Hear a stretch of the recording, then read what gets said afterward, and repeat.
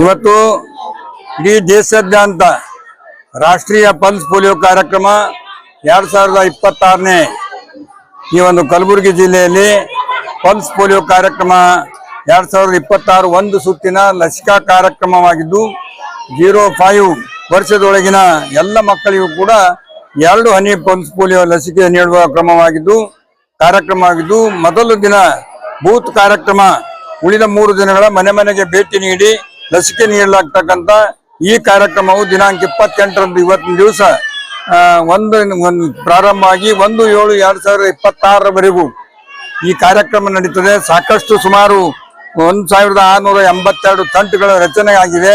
ಸುಮಾರು 29,54,807 ಜನಸಂಖ್ಯೆ ಉಳ್ತಕ್ಕಂಥ ಜನರಲ್ಲಿ ಸುಮಾರು 3,51,716 ಮಕ್ಕಳಿಗೆ ಈ ಲಸಿಕೆಯನ್ನು ಹಾಕಿಕೊಂಡಿರ್ತಕ್ಕಂಥ ಕಾರ್ಯಕ್ರಮವನ್ನು ರೂಪಿಸಲಾಗಿದೆ.